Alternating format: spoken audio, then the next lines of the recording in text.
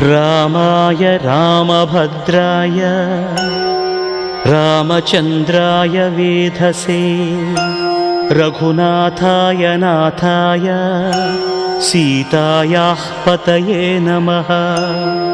श्रीराम राम रघुनन्दन राम राम श्रीराम राम भरताग्रज राम राम श्रीराम राम रणकर्कश राम राम श्रीराम राम शरणं भव राम राम।